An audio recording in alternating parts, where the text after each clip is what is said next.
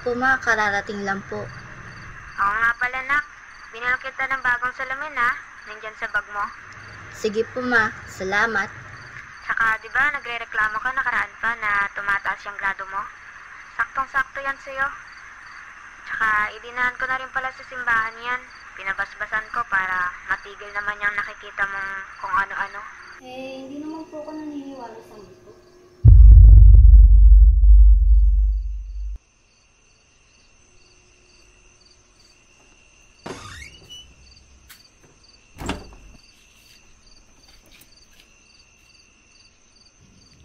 Bakit?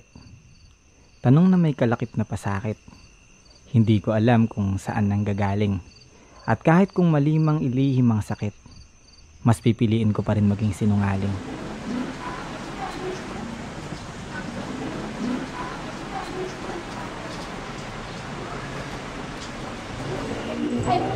Hi! Ako din si Nola. Kapag ako mag-isaya, nagkakano ka nga? Bakit mo kasi nakilan? Ay, sorry. Nagtatanong lang ako kung marunong ka ba mag-isaya, pero mukhang hindi naman. Hindi nga. Ikaw si Mira, di ba? Yung transferring? Oo, ako mo. Ako pala si Naira.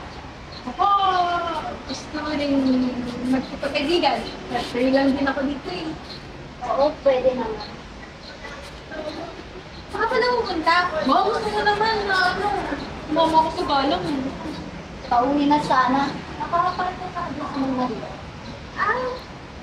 Sige. Huwag na lang pala. Huwag na lang pala ako. Basta, mag-ingat ka ha. Baka, makita ka naman ka doon. Bye-bye! Problema na.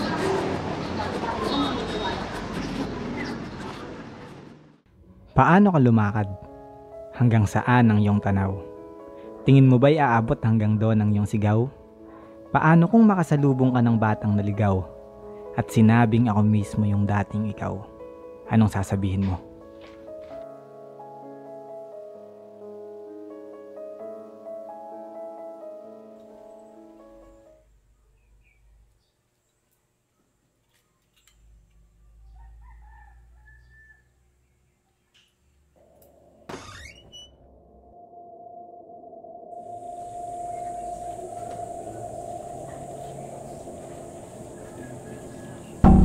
Mira, tama. Sino ka? Bakit ka nandito? Ako nga pala si Lira. Ako yung makakasama mo dito sa apartment. Matagal na ako dito. Bakit wala ka kanina nung pumasok ako? Lagi talaga akong wala dito. Kaya kung hindi mo man ako makita dito sa bahay, huwag na lang pansin. Saan ka ba nag-aaral? Hindi na ako nag-aaral. Ano ginagawa mo? Nagtatrabaho. Saan ka nagtatrabaho? Dami mong tanong. Ganun talaga. Para mas makilala pa kita. Bigla-bigla ka nasulpod dyan eh. Malay ko ba may kasama pala ako dito?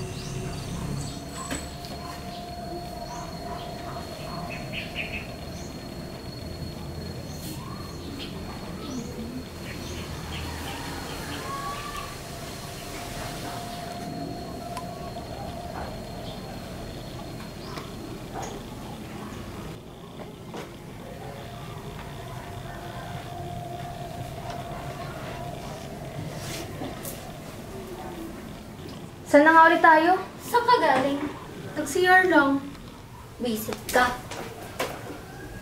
Bakit parang napakamatatakutin mo naman? Hindi hindi nga ako naniniwala sa multo eh.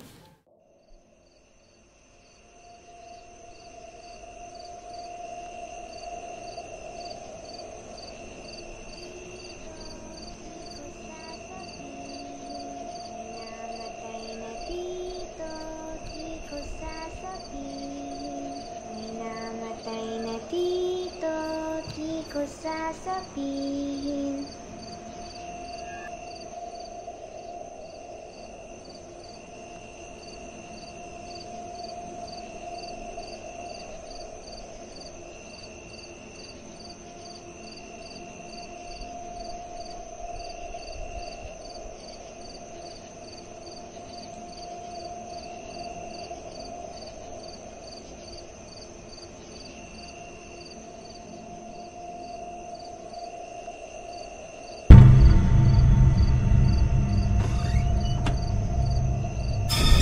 Pinatay mo yung pangarap ko. Pinatay mo yung pangarap ko. Pinatay mo yung pangarap ko.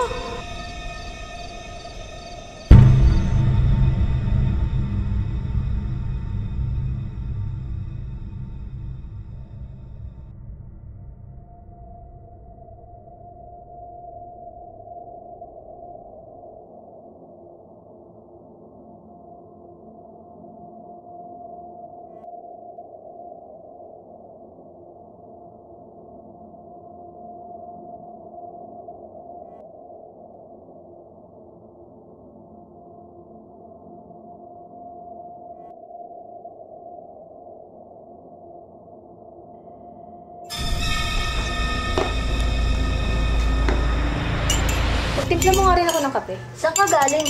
Basta, Buwisit ka? bakit parang napakamatatakotin mo naman? Hindi ah. Kulit mo. Hindi nga ako naniniwala sa multo eh. Pero, sama ng panaginip ko kanina.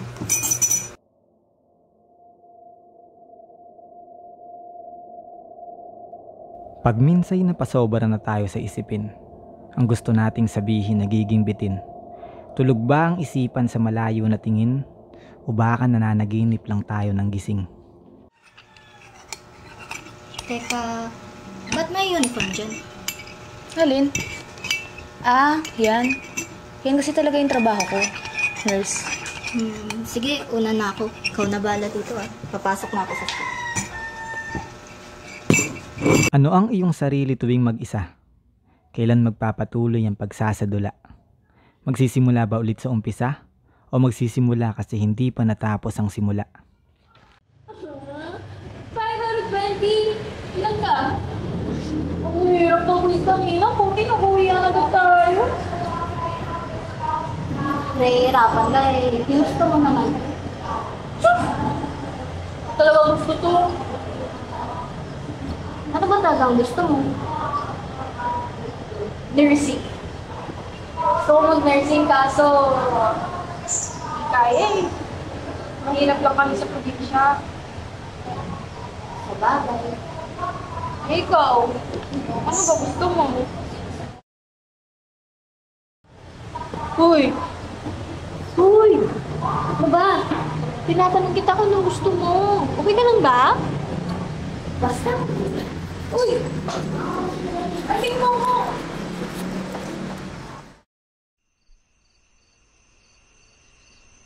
May pinatay na dito, di ko sasabihin.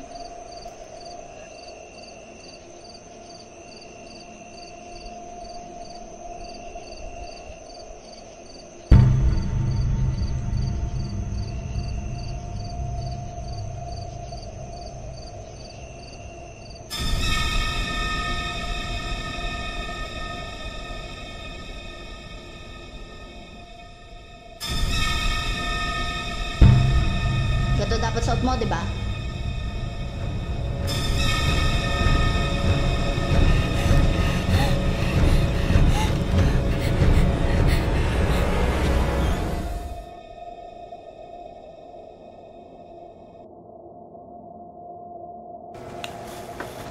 Oh, gising ka na pala. Ba't siya ka natulog? Pagod lang. Anong oras na?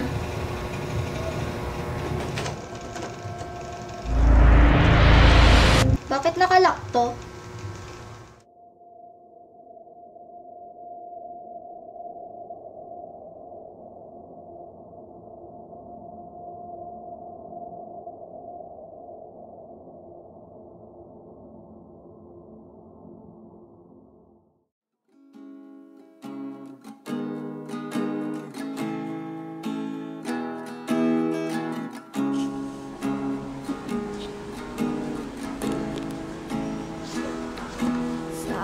Ano binabasa mo? Shh! Huwag ka maingay. Diyan, uuwi mo naman. Huwag ka masabing maingay. Nabalitaan mo ba yung kakasi nating tamad daw pumasok? Tamadagan. Baka may pinagdadaanan lang. Bakit? Sinubukan mo na bang alamin yung dahilan? Chill lang, ito naman. Alam mo ba? Dahil sa ganyan, maraming namamatay na pangarap. Saan? Sa panghuhusga, tama, kaya may nagpaparamdam. Paramdam? Ano sasabi mo? Basta, ewan ko sa'yo. Oh, saan ka pupunta? Uwi na, lakas ng boses ko. Nakikita ko. Oh,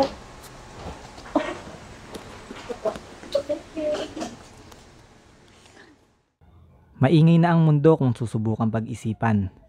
Tunay ang hindi pagpili kung may pagpipilian. Matatakot pa ba sa pagpaparamdam ng kapaligiran kung mas nakakatakot ang multo ng katahimikan?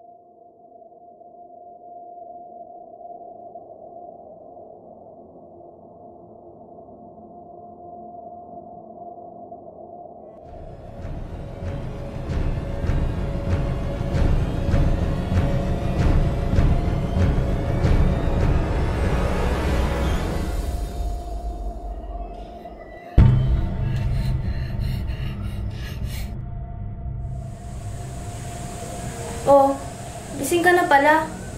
Bakit parang nakakita ka na naman ng multo? Ang kulit. Di na ako naniniwala sa multo eh. Anong oras na? Wala ka bang orasan? Alam mo, ang weird. Lagi na lang ako nananaginip. Tapos, sa panaginip ko, kapag sinusuot ko na tong salamin na to, bigla na lang natatapos yung panaginip ko. Wow! Baka may magic yung salamin mo. Pahiramin mo ako niyan pag binangungot ako ah. Ewan ko sa'yo. Uy, Mira! Anong ginagawa mo? Tula to. Tula? Tula ng alin? Tungkol sa mga nangyayari sa akin. Multo ng... Di ba? May nagpaparamdam sa atin minsan sa isip. Ito yung sinusulat dyan. Yung mga nararamdaman ko. Bakit? Multo lang. Multo ng alin? Wala pa nga ako naiisip eh. Alam ko na. Salita to ng mga Bisaya. Ano yan? Basta malalaman mo na lang din. Tahimik ang paligid sa payapa na tanawin. Sa ganda ng mundo minsan mahirap unawain. Sa kasalukuyan kasagutan ay hanapin hanggang sa malikha mo ang pagiging malikhain.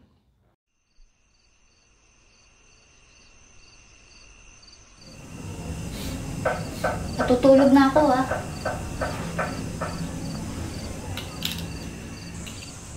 Bakit hindi mo nilang kaya isuot yung salamin mo habang tulog ka? Parang hindi ka na bangungutin. Ha? Pwede ba yun? Eh baka naman kasi marami ka lang iniisip eh. Dinadamay mo pa yung salamin mo. Natutulog na ako ah.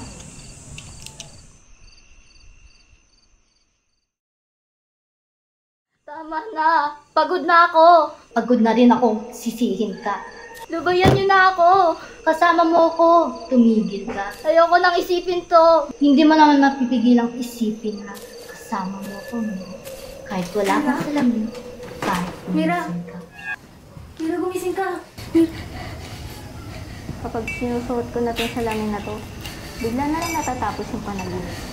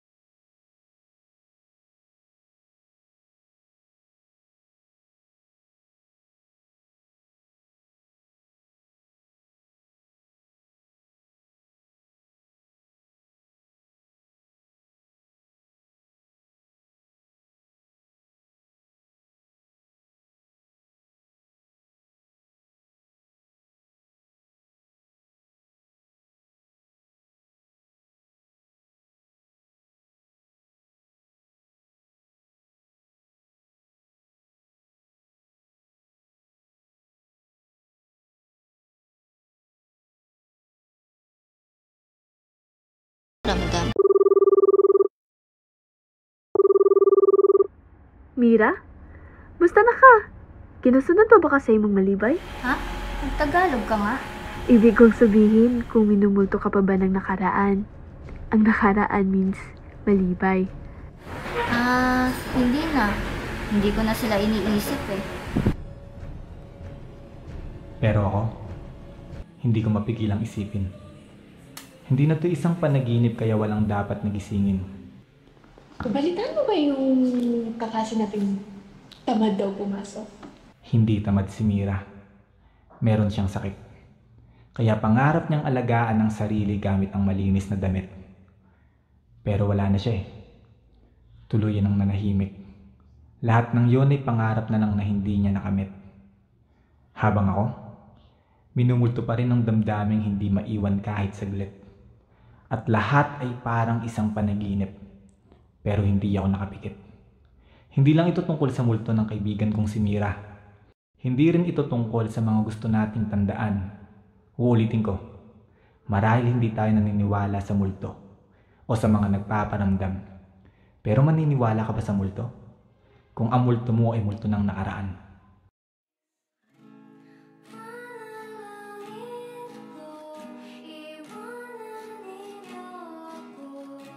Ang multo po ng buhay ko ay yung kaibigan kong namatay. Kung nasan ka man ngayon, wawi, sana proud ka sa mga ginagawa ko.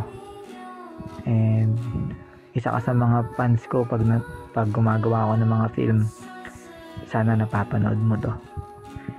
Isa sa multo ng malibay ko ay nung time na dinilit ko yung mga photos at videos namin ng ate ko.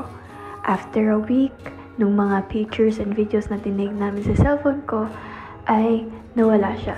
Dahil doon, nakalimutan ko na rin kung ano yung tsura niya at yung boses niya.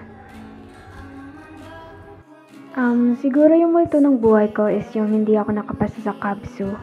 And hindi ko talaga na-take yung pinaka first choice ko na course, which is Eduk. And hanggang ngayon, hinahunting pa rin ako ng moment na yan. Iniisip ko kung tama bang AB communication yung tinahak ko, and what if nakapasa talaga ako, and ano kaya magiging estado ng buhay ko, magiging mas masaya ba ako doon. Yun lang. Multo ng buhay ko ay yung course ko na hindi ko na-pursue ang fine arts. Matagal ko na siyang gusto dahil may talent din naman ako sa pagdodrawing, pero hindi ko siya nakuha dahil hirap sa buhay. Hindi kaya ng pera at hindi kaya tustusan ng tatay ko dahil mag-isa lang siya nagtatrabaho.